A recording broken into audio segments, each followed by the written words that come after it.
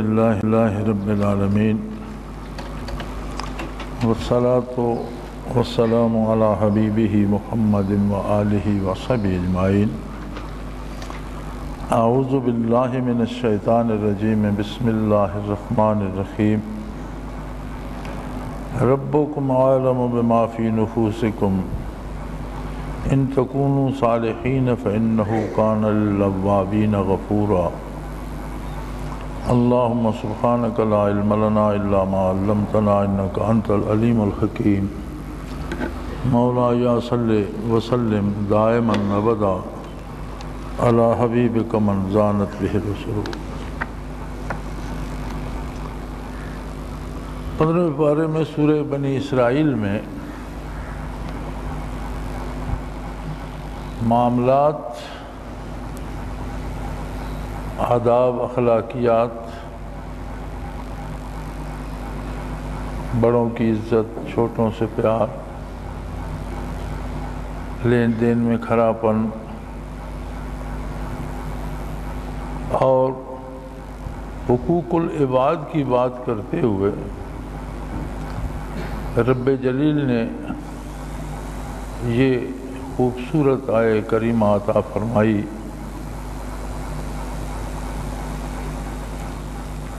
اس کا سادہ سا آسان سا ترجمہ یہ ہے، ربکم عالم بما فی نفوسکم، تمہارے اندر کیا ہے یہ بات تمہارا پروردگار جانتا ہے۔ تم سے کتنی خطائیں ہوئی، یا تم نے کتنی عبادت کی، تم کتنے نیک ہو یا تم کتنے پارسا ہو، تم میں کتنا خلوص ہے یا کتنا دکھاوا ہے۔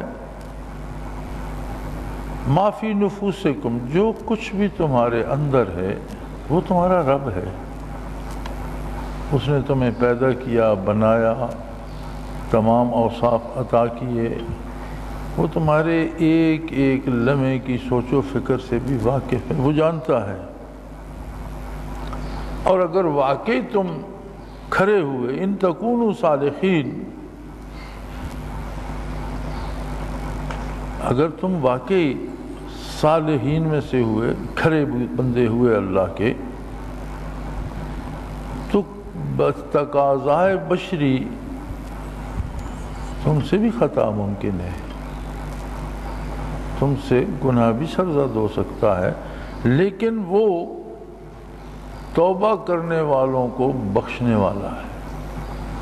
اگر تم کھرے ہوئے اور بتقاضائے بشری خطا ہو گئی تو فوراً رجوع کرو گے، توبہ کرو گے، اللہ سے معافی چاہو گے، آئندہ کے لیے اسے نہ دہرانے کا عزم کرو گے، تو نیکی قبول کرنا تو بجائے خود رہا، وہ خطا بھی معاف کر دیتا ہے، لیکن شرط یہ ہے کہ تم کھرے بنو تو صحیح۔ ربکم عالم بما فی نفوسکم، جو کچھ تم ہو تمہیں اللہ خوب جانتا ہے۔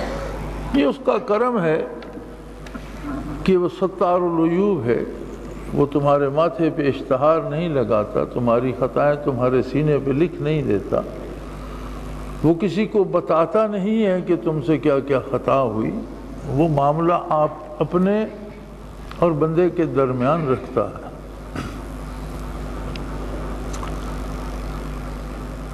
ہماری تو کام کرنے کی حیثیت ہی نہیں ہے اور ہم کام کر سکتے ہی نہیں۔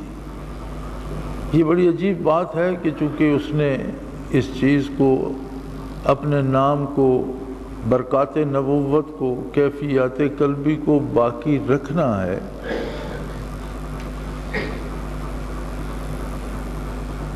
تو کسی نہ کسی کو وہ یہ شرف دے دیتا ہے کہ وہ اس بات کو آگے چلاتا رہے،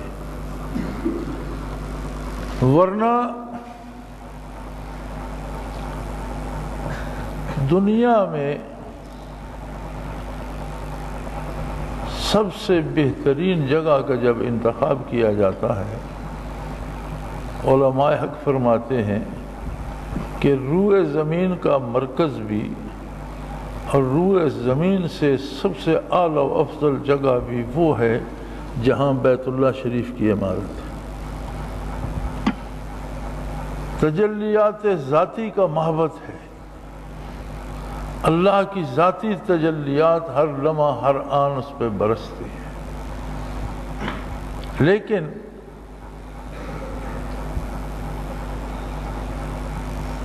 اس سے بھی عظیم تر مقام روئے زمین پر وہ ہے جہاں محمد الرسول اللہ صلی اللہ علیہ وسلم استراحت فرما ہے۔ وہ زمین جو وجود اطہر سے مس ہو رہی ہے وہ اس سے بھی افضل ہے۔ اب عجیب بات یہ ہے کہ لوگ پیدا مکہ مکرمہ میں ہوئے، ہجرت فرما کر مدینہ منورہ گئے، آج ان کی قبور صحرائے عرب سے نکلتے افغانستان کو عبور کرتے شمالی پہاڑی علاقوں کے بلند ترین دروں کو عبور کرتے چین میں صحابہ کی قبریں ملتی ہیں۔ لوگ ترستے ہیں کہ ہمیں مکہ یا مدینہ منورہ میں یا مکہ مکرمہ میں جگہ ملے۔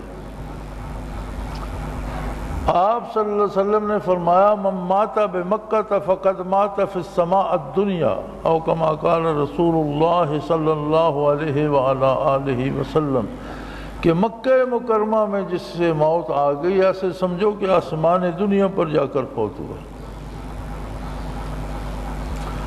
جنت البقیع کا مقام جو ہے جہاں ازواج مطہرات استراحت فرما ہے، جہاں کثیر تعداد صحابہ کرام کی آرام فرما ہے، جہاں عظیم ائمہ آرام فرما ہے، خلفائے راشدین میں سے حضرت عثمان رضی اللہ عنہ،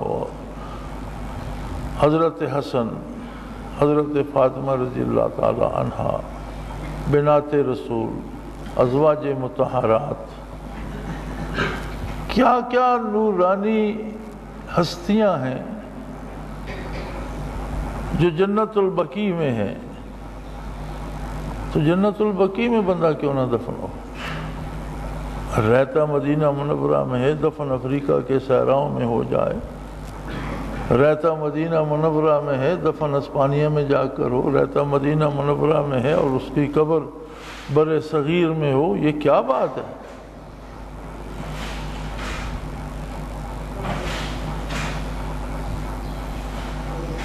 حضرت ابو ایوب انصاری رضی اللہ تعالیٰ عنہ وہ شخص تھے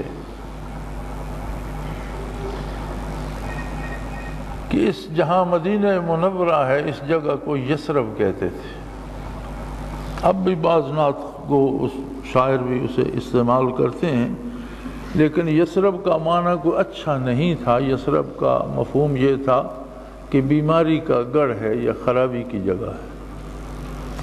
ایک خاص قسم کی جھاڑی ہوتی تھی اور اس پہ کوئی ایک مچھر یا مکھی کی قسم اس جھاڑی میں بستی تھی، اور جو بھی یہاں ٹھہرتا اسے بخار ہو جاتا۔ مکہ مکرمہ کی تاریخ میں موجود ہے کہ ایک بادشاہ نے مکہ مکرمہ پر حملہ کر دیا اور مکہ مکرمہ پہ قبضہ کر لیا اور اہل مکہ کو قیدی بنا لیا، اور حرم بیت اللہ کا طواف بند ہو گیا۔ تو کرنا اللہ کا یہ ہوا کہ اس کے ناک اور منہ سے ایک بدبودار پانی شروع ہو گیا، اور اتنی بدبو ہوتی تھی کہ نہ وہ خود برداشت کر سکتا تھا نہ کوئی دوسرا۔ جہاں بادشاہ سلامت ہوتے اس کمرے میں کوئی انسان گھس نہیں سکتا تھا۔ اس کے شاہی طبیبوں نے بڑے علاج کیے، کچھ نہ ہوا۔ تو اس کے ساتھ جو علماء تھے انہوں نے بالآخر اسے کہا کہ بھی ہماری جو پہلی کتابوں کا علم ہمارے پاس ہے اس میں بھی یہ پیشگوئی موجود ہے کہ یہ شہر بہت محترم ہے، اور یہ جو مکان ہے یہ واقعی اللہ کا گھر ہے اور تجلیات باری کا محبت ہے۔ تو تم نے ان لوگوں کو قید کر کے اور اس عبادت خانے کو بند کر کے زیادتی کی، اگر تم ان لوگوں کو چھوڑ دو اور یہ عبادت جاری ہو جائے تو یہ مرض تمہیں چھوڑ دے گا۔ چنانچہ اس نے حکم دے دیا کہ ان لوگوں کو آزاد کر دیا جائے اور یہ اپنی عبادت میں بھی آزاد ہیں۔ طواف پھر شروع ہو گیا اور بادشاہ صحت مند ہو گیا تو اسے تجسس ہوا، اس نے کہا یہ سارا کیا ہے، اس کے بارے اور تمہارے پاس کیا معلومات ہیں؟ انہوں نے بتایا کہ یہاں سب سے آخری اور سب سے اعلیٰ جو نبی اور رسول ہے وہ اس شہر میں پیدا ہوگا، یہاں سے ہجرت کرے گا۔ ابھی ایک ویرانہ ہے جسے یثرب کہتے ہیں اور جو بیماریوں کا گڑھ ہے، وہ اس کا دار الہجرت ہوگا اور اسی کے نام سے وہ مشہور ہوگا، اور وہ وہاں رہائش پذیر ہوگا، وہیں ہمیشہ رہے گا۔ یہ اس رسول کی عظمت کے اہتمام ہے، اور وہ مخلوق کی ہدایت کا سامان کرے گا اور اللہ کی ساری مخلوق کی طرف مبعوث ہوگا، اور بے شمار مخلوق قیامت تک اس کی برکات سے مستفید ہوگی۔ وہ اس وقت آقا نامدار صلی اللہ علیہ وسلم پر ایمان لے آیا۔ اس نے یثرب کے علاقے سے وہ ساری جھاڑیاں صاف کرا کے وہاں اپنے اہل علم کو آباد کیا، جو علماء ساتھ تھے، اور ان میں جو ان کا سردار تھا اسے اپنی طرف سے ایک خط لکھ کر دیا۔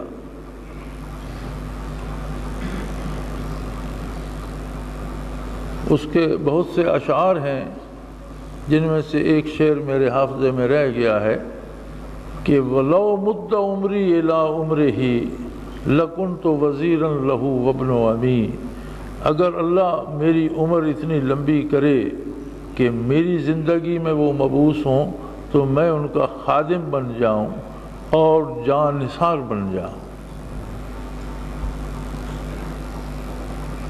مجھے سلطنت سے ان کی خدمت زیادہ پیاری ہے۔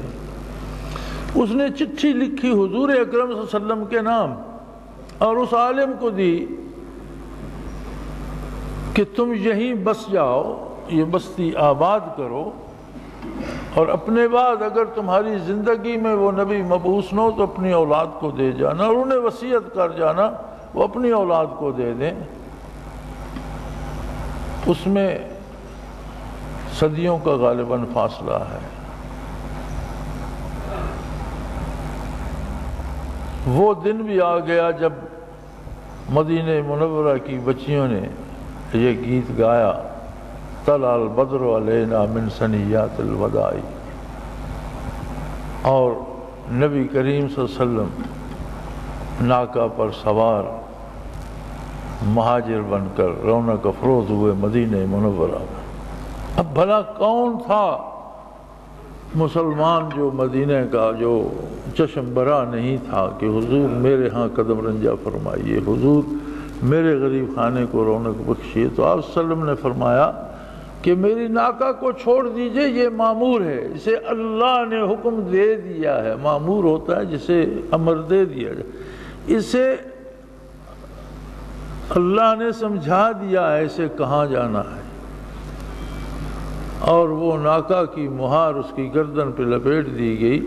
وہ اپنی مرضی سے حضرت ابو ایوب انصاری رضی اللہ عنہ کے گھر بیٹھ گئی۔ ابو ایوب انصاری رضی اللہ عنہ وہ بندے تھے جن کے پاس وہ خط نسل در نسل آ رہا تھا، اور وہ خط انہوں نے حضور اکرم صلی اللہ علیہ وسلم کو پیش فرمایا۔ اب چاہیے تو یہ تھا کہ ابو ایوب انصاری رضی اللہ عنہ اسی صحن میں دفن ہوتے جہاں محمد رسول اللہ کا ناکہ بیٹھا تھا، لیکن ان کی قبر ہمیں قسطنطنیہ کی دیواروں کے ساتھ نظر آتی۔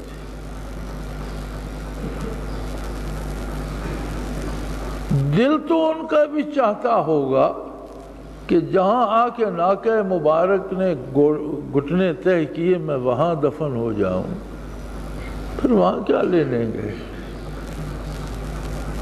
ایک صحرا کے دامن سے نکل کر اسلام روئے زمین پر کیسے پھیل گیا؟ محبتیں اپنی جگہ، خواہشیں اپنی جگہ، لیکن سب سے بڑی خواہش ان لوگوں کی یہ ہوتی تھی کہ حضور اکرم صلی اللہ علیہ وسلم کے احکام کی بجا آوری کی جائے، یہ سب سے مقدم ہوتی تھی۔ اللہ کے احکام کی بجا آوری کی جائے، اس پر باقی ساری محبتیں نچھاور کی جاتی تھی۔ قسطنطنیہ لشکر گیا، وہ ساتھ ہو گئے، وہاں موت نے آ لیا، تو وصیت کرتے ہیں کہ مجھے جس قدر شہر پناہ کے قریب لے جا سکو وہاں لے جا کر دفن کرنا۔ اس وقت یزید اس لشکر کا سالار تھا۔ انہوں نے جنازہ کے بعد میت اٹھوائی اور شہر پناہ کے ساتھ دیوار کے ساتھ جا کر قبر کھدوانی شروع کر دی۔ عیسائی فوج شہر پناہ پہ کھڑی تھی، انہوں نے کہا کہ تم اپنے بزرگ کو یہاں کیوں دفن کرتے ہو، ہم قبر اٹھا کر پھینک دیں گے۔ تو یزید نے پلٹ کر کہا تھا کہ اگر یہ قبر تم اکھیڑو گے تو اللہ کی قسم ریاست اسلامی میں تمہارا کوئی کنیسہ باقی نہیں رہے گا، خبردار اسے چھونا مت۔ عرض میں یہ کرنا چاہتا ہوں کہ دلی خواہش تو ان کی یہ ہوگی کہ میری قبر وہاں بنے۔ پیش گوئی محمد الرسول اللہ نے قسطنطنیہ کی فتح کی فرمائی تھی، فرمایا آقا کا حکم سر آنکھوں پر، میں بھی اس فوج میں جاؤں گا۔ اسلام ان لوگوں نے پھیلایا جنہوں نے اپنے ذاتی ضروریات فتح کر لیں، ان پر غالب آ گئے، ان کو شرط نہیں رکھا، اگرچہ اللہ نے ان کی ضروریات ان کے ارادوں سے زیادہ پوری کی، یہ تو اس کی مرضی۔ اس نے ساری خدائی اٹھا کر عرب کے ان خانہ بدوشوں کے قدموں میں ڈال دی کہ اس روئے زمین پر حکومت کرو، لیکن وہ تو اپنے گھر بار بھی چھوڑ کر نکلے تھے، کوئی حکومت کے لیے تو نہیں نکلے تھے۔ ان کے پاس صحرائی خیمے سے ہی وہ اپنے خیمے پھینک کر نکلے تھے، ان کے مکہ مکرمہ میں گھر سے ہی مال و دولت سے ہی سب کچھ چھوڑ چھاڑ کے اللہ کی اطاعت کے لیے سر بکفن چل پڑے تھے۔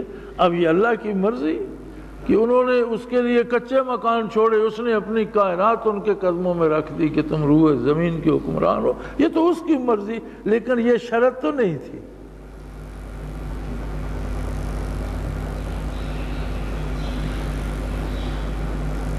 اور کیسی مقدس سرزمین کو چھوڑ کر روئے زمین پر پیوند زمین ہو گئے۔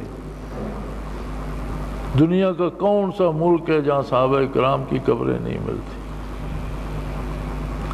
جس درے سے صحابہ کرام تاریخی اعتبار سے گزر کر چین گئے، اس کی بلندی 18,000 فٹ ہے، اور سردیوں میں تو گزرنے کا سوال نہیں پیدا ہوتا، گرمیوں میں بھی وہاں سے جب لوگ گزرتے ہیں تو صدیوں کی برف کی تہیں ہیں اس میں، اور ان برف کی تہوں میں گرمیوں میں دراڑ آتی ہے تو 300 400 فٹ گہرے اس میں دراڑیں آ جاتی ہیں۔ پھر رات کو گرمیوں میں بھی دن کو بخارات اٹھتے ہیں، رات کو برف بن کے وہ گر جاتے ہیں، وہ اوپر سے ڈھانپ لیتے ہیں، کسی کا پاؤں اس میں آ جائے تو وہ نیچے برف میں چلا جاتا ہے۔ آج بھی لوگ اس سے اس طرح گزرتے ہیں کہ آگے 2-4 مویشی چلاتے ہیں، پیچھے بندے ہوتے ہیں کہ کہیں سے برف پھٹ جائے تو وہ مویشی اس میں گرے اور پتہ چل جائے، بندے نقصان نہ۔ آج بھی یہ عالم ہے وہاں، صحراؤں کے پیدا ہونے والے، ریت پر کھیلنے والے، خیموں میں بسنے والے، ان برفستانوں سے بھی گزر گئے، اور انہیں نہ موسموں کے تغیر و تبدل نے روکا، نہ زمینی حقائق نے، اور نہ زمین کی سختیاں اور پہاڑوں کی سخت ہوائیں انہیں روک سکیں، نہ برف کے طوفان انہیں روک سکے۔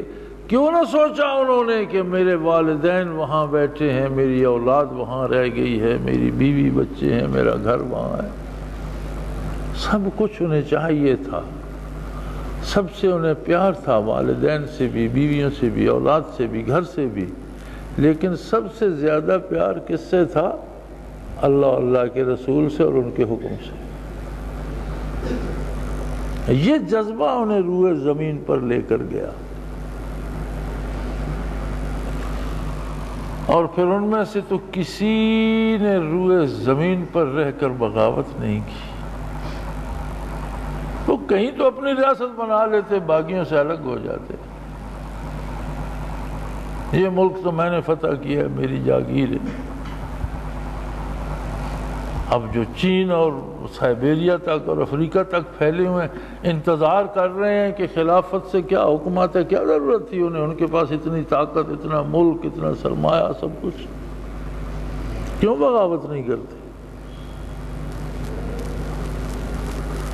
اور جب وہ لوگ آئے کہ جنہیں صوبے کی صوبیداری ملی اور اگلے دن بغاوت کر گئے، اس کے بعد سے اسلام کی تاریخ پڑھ لو، پھر مسلمانوں پہ زوال بھی آنا شروع ہو گیا۔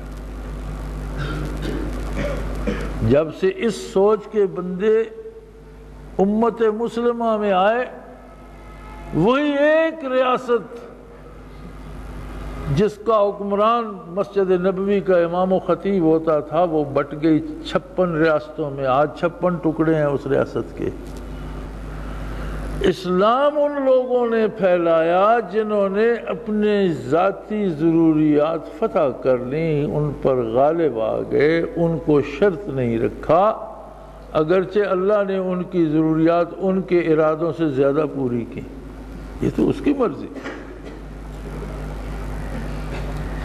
اس نے ساری خدائی اٹھا کر عرب کے ان خانہ بدوشوں کے قدموں میں ڈال دی کہ اس روئے زمین پر حکومت کرو، لیکن وہ تو اپنے گھر بار بھی چھوڑ کر نکلے تھے، کوئی حکومت کے لیے تو نہیں نکلے تھے۔ ان کے پاس صحرائی خیمے سے ہی وہ اپنے خیمے پھینک کر نکلے تھے، ان کے مکہ مکرمہ میں گھر سے ہی، مال و دولت سے ہی سب کچھ چھوڑ چھاڑ کے اللہ کی اطاعت کے لیے سر بکفن چل پڑے تھے۔ اب یہ اللہ کی مرضی کہ انہوں نے اس کے لیے کچے مکان چھوڑے، اس نے اپنی کائنات ان کے قدموں میں رکھ دی کہ تم روئے زمین کے حکمران ہو، یہ تو اس کی مرضی، لیکن یہ شرط تو نہیں تھی۔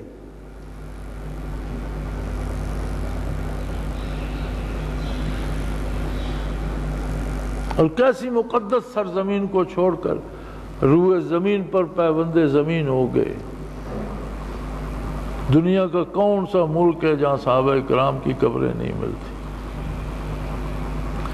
جس درے سے صحابہ کرام تاریخی اعتبار سے گزر کر چین گئے، اس کی بلندی 18,000 فٹ ہے،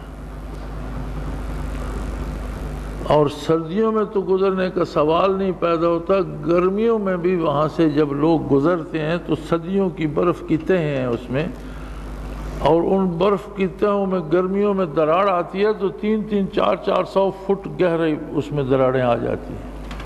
پھر رات کو گرمیوں میں بھی جن کو بخارات اٹھتے ہیں، رات کو برف بن کے وہ گر جاتے ہیں، وہ اوپر سے ڈھانپ لیتے ہیں، کسی کا پاؤں اس میں آ جائے تو وہ نیچے برف میں چلا جاتا ہے۔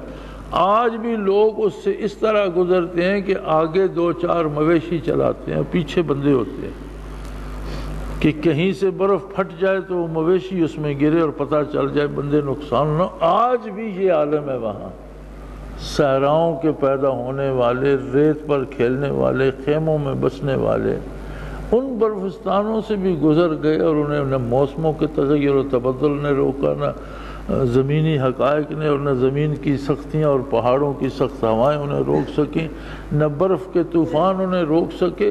کیوں نہ سوچا انہوں نے کہ میرے والدین وہاں بیٹھے ہیں، میری اولاد وہاں رہ گئی ہے، میری بیوی بچے ہیں، میرا گھر وہاں ہے۔ سب کچھ انہیں چاہیے تھا، سب سے انہیں پیار تھا، والدین سے بھی، بیویوں سے بھی، اولاد سے بھی، گھر سے بھی، لیکن سب سے زیادہ پیار کس سے تھا؟ اللہ، اللہ کے رسول سے اور ان کے حکم سے۔ یہ جذبہ انہیں روئے زمین پر لے کر گیا، اور پھر ان میں سے تو کسی نے روئے زمین پر رہ کر بغاوت نہیں کی۔ وہ کہیں تو اپنی ریاست بنا لیتے، باقیوں سے الگ ہو جاتے۔ یہ ملک تو میں نے فتح کیا ہے، میری جاگیر ہے۔ اب جو چین اور سائبیریا تک اور افریقہ تک پھیلے ہوئے ہیں، انتظار کر رہے ہیں کہ خلافت سے کیا حکومت ہے، کیا ضرورت تھی انہیں، ان کے پاس اتنی طاقت، اتنا ملک، اتنا سرمایہ، سب کچھ، کیوں بغاوت نہیں کرتے؟ اور جب وہ لوگ آئے کہ جنہیں صوبے کی صوبیداری ملی اور اگلے دن بغاوت کر گئے، اس کے بعد سے اسلام کی تاریخ پڑھ لو، پھر مسلمانوں پہ زوال بھی آنا شروع ہو گیا۔ ہونا چاہیے کہ اللہ عالم بما فی نفوسکم، وہ جانتا ہے میری حیثیت کیا ہے، یہ تو اس کی عطا ہے کہ بخشے جا رہا۔ لیکن جب یہاں خانہ دل میں خلوص نہیں نہ ہوتا، پھر وہ اپنی سلطنت بنانے کا اعلان کرتا ہے اور خود حکمران بن جاتا ہے۔ کمال یہ ہوتی ہے کہ جو بندہ اسے سینما گھر سے یا فحاشی کے اڈے سے پکڑ کر مسجد لایا ہوتا ہے، وہ پھر اعلان کرتا ہے کہ وہ بندہ تو بڑا بے دین اور بدکار ہے، مجھے دیکھو لوگو، میں سورج کی طرح روشن ہوں۔ کیسی عجیب بات۔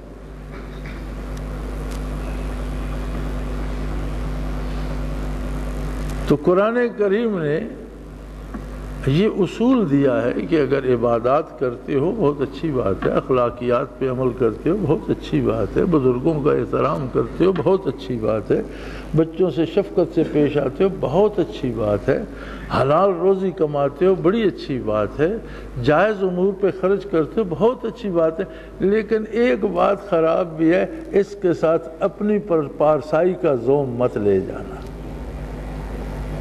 یہ سارے کام کر کے خود کو فرشتہ نہ مان لینا کہ تم آخر مشت غباری ہو، تم انسانی ہو، اب پھر بھی اپنی کمزوریوں کوتاہیوں کی طرف نگاہ رکھنا، اس لیے کہ وہ گناہوں کو بخشنے والا ہے۔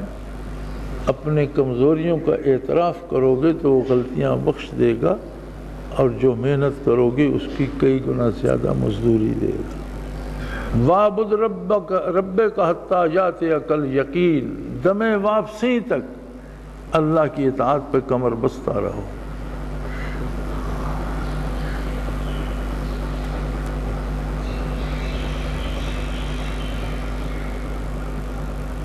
امام مالک رحمۃ اللہ تعالیٰ علیہ کے بارے فرماتے ہیں کہ بیمار تھے اور شیطان آیا اور کہنے لگا کہ مالک تو میرے فتنے سے بچ گیا۔ انہوں نے کہا ابھی تو میں زندہ ہوں، مجھے قبر میں سر رکھنے دو پھر پتہ چلے گا، ابھی تو میں زندہ ہوں، دنیا میں ہوں، اور تو بھی کھڑا ہے۔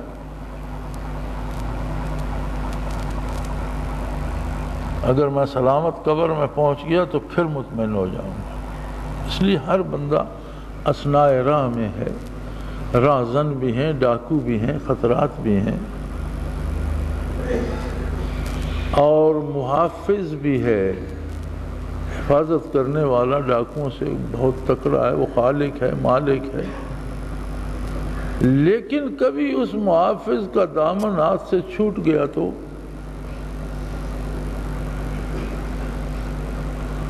حدیث قدسی میں الکبر ردائی، جو بندہ اپنے بڑا ہونے کا دعویٰ کرتا ہے تو یہ بڑائی تو میری چادر ہے، اس نے تو میری چادر کو ہاتھ ڈال دیا۔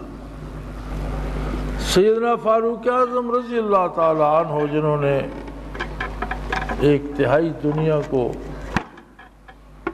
نور اسلام اور عدل اسلامی سے متعارف کرایا، اور جن کا عدل مثالی تھا، ان سے کسی نے پوچھا روز حشر کے بارے تو فرمانے لگے میں اس بات پر راضی ہوں کہ اللہ مجھے میری کسی غلطی کی سزا نہ دے اور میری ان ساری فتوحات کا مجھے کوئی اجر نہ دے، ما لی وما علیہ، مجھے کوئی انعام نہ دیا جائے لیکن مجھ سے پرسش بھی نہ کی جائے، میری غلطیاں معاف ہو جائیں۔